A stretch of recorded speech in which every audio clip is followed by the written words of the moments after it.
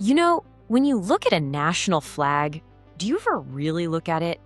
I mean, past the colors and the basic shapes?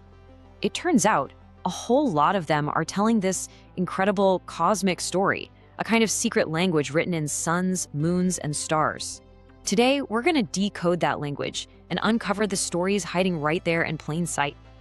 Okay, so take a quick look at these 4 flags: Japan, Argentina, Turkey, and the United States. Now, on the surface, they couldn't be more different, right? Different continents, cultures, histories, the works. But they all share one really profound thing. Any ideas what it is? Yep, you got it. Every single one of them pulls its most important symbol directly from the sky. And these aren't just random, pretty decorations. No way.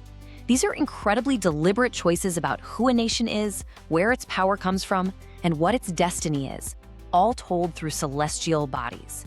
So let's kick things off with the most powerful star in our sky, the sun. On a flag, the sun is almost never just about daylight. It's this massive symbol of life itself, of incredible power, and really importantly, of national rebirth.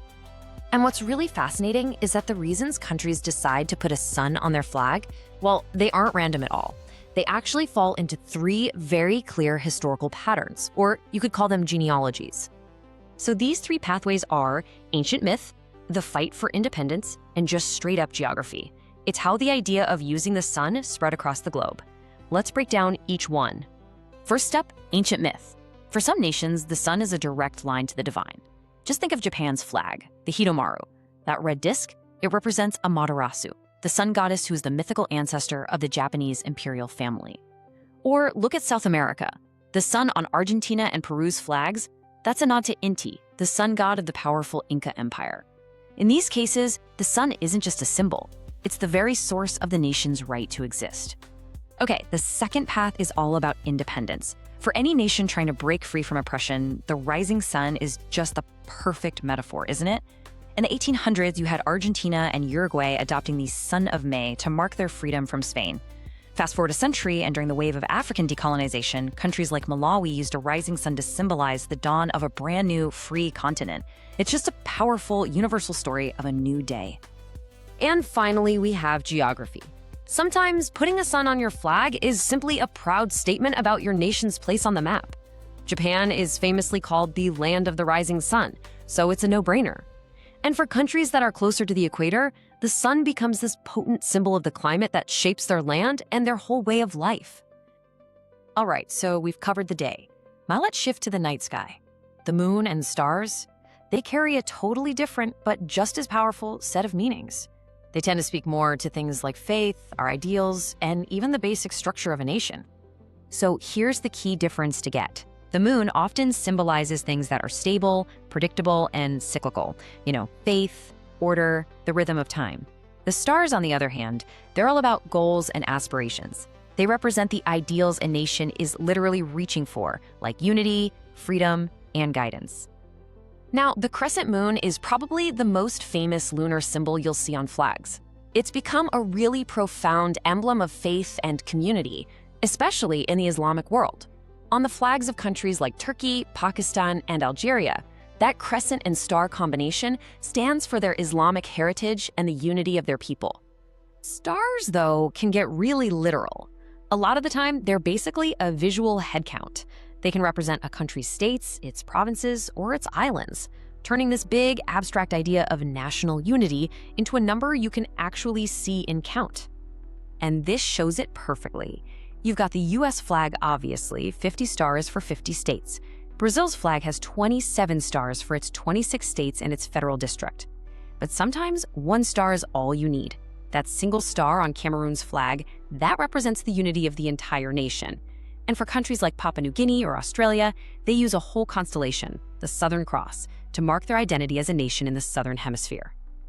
Okay, so here's where it all clicks into place. The sun, the moon, and the stars, they aren't just individual symbols floating around. On a lot of flags, they actually work together in this kind of delicate cosmic balancing act to tell a complete national story. We can actually call this the cosmic trinity. It's this idea that these 3 symbols together create a perfect story. You've got the sun, which brings the power and the action, Then you have the moon, representing stability and faith. And finally, the stars, which stand for a nation's ideals and its goals for the future. Honestly, this chart is the key to everything. It's like the decoder ring. The sun is the day. It's the active, life-giving force.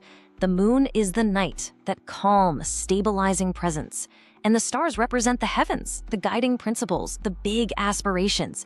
Put them all together, and you get a complete picture of a nation's identity, its power, its foundation, and its dreams. Let's put this theory to the test. The flag of the Philippines is a perfect example. It has a sun with 8 rays, one for each of the first 8 provinces that rebelled against Spain. That's the story of independence, power, and rebirth. And then you have 3 stars for the 3 main island groups. That's the story of unity, the nation's guiding ideal. Sun plus stars, power plus ideals. It's all right there.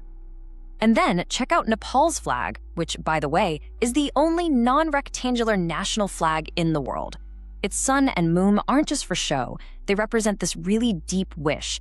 It's like a prayer for the nation to last as long as the sun and moon themselves are in the sky. What a beautiful symbol of permanence. So the next time you see a sun, a moon, or a star on a flag, remember, you're not just looking at a design, you're reading a story. It's a story of where a nation came from, what it truly believes in, and where it's desperately hoping to go. These are universal human aspirations written in a language that really anyone can understand. And it really makes you wonder, doesn't it? As new nations are formed and old ones change, their symbols are going to change too. So what celestial stories haven't been told yet? What universal hopes will be stitched into the fabric of the very next flag that gets raised?